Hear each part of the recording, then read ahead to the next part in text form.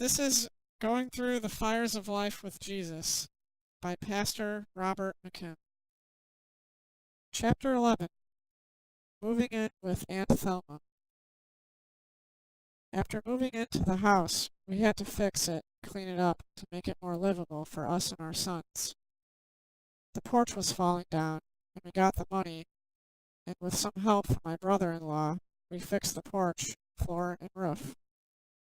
It was much better than before. We did other work to have heat upstairs. There was no duct to the upstairs. I had to cut a hole and put in duct from the furnace to the upstairs. Aunt Thelma was not too happy when she got back home from work. She had it in her mind that it would raise her heat bill to heat the upstairs. I kept trying to tell her that we need heat upstairs, and it would not raise her heat bill.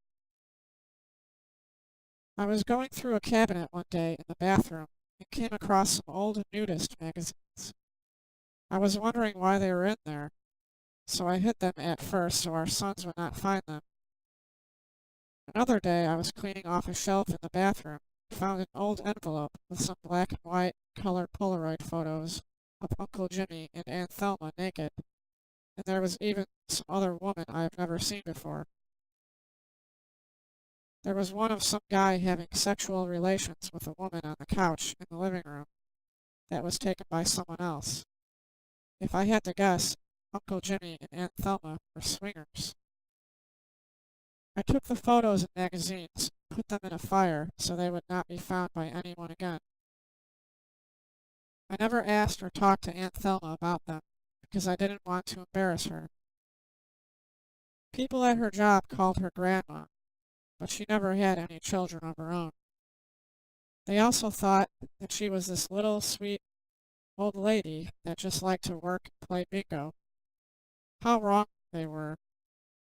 She was an evil woman that liked to yell and curse at our sons. She had even slapped them before, but when I told Bard, she wouldn't listen to me. We were going to the Newcomers Town Victory Assembly of God Church. Life was going very well for us to a point. I had a job as a full-time sub-school bus driver for 5 schools in Tuscarawas County. I was taking our sons to the Rural Rangers and Cub Scouts. I was the den leader once for the Tiger Cubs. Our oldest son was in T-ball, and his team won many games and won the playoffs. They were a good team. Our youngest son tried to play T-ball, but didn't like it, so he dropped out. I kept taking them to Sunday school, church every Sunday, and they were even in a church play once for a Christmas play that the church put on for the people of Newcomerstown. Things started to go wrong after my sister-in-law and wife kicked me out over me and Aunt Thelma getting into an argument over how she was treating our sons. I was staying with my parents. One Sunday morning, I wanted to go to church, but my mom wanted me to go get our sons and take them to their place. I told my mom that I was not going to do that. I went to church, and when I got back to my parents' place, there was a note on the door telling me that I was not allowed back in, and for me to go and get my sons. I took the note to show my wife. She didn't like it, but she said that it wasn't up to her to let me back.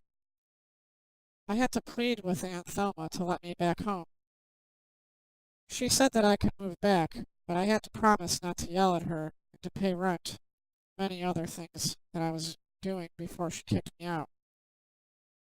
I just don't like it when she was getting away with yelling at my sons, calling them names, telling them that they were dumb, that they can't do anything right. My wife made up with me, but things were not the same at home. After getting back together, my wife would keep saying that we don't have anything to show for the money we were making. I would keep telling her that we don't make a lot and we have enough to show. I think she wanted nice things, but it wasn't in our budget. She kept telling me that she wanted a stereo to listen to music, so after some time I got her one from Finger Hut. I even took out a credit card because Fingerhut had one that they used to pay your bill through, and you could use it for other things as well. Time went on, and I had to get a Radio Shack, another credit card, then another one from Capital One. I even bought a new computer through Gateway that didn't work right, and they didn't want to fix it. I still owe for it and many of the credit cards. My wife went to her doctor, Dover, Ohio, once and asked him for birth control pills that she was taking before we got married and had our two sons. He is Catholic and didn't believe in birth control, so he gave her a book from Planned Parenthood. He told her that she should go to the health department to get the pills. She then made an appointment at the county health department for what I thought was to get birth control pills, but instead she got the Depo-Provera shot. I found out later that the Depo-Provera would not just cause her not to get pregnant, but it will make a woman not want to have sexual relations with her mate. In some women, it will make them do the opposite. It will make them overly sexually active.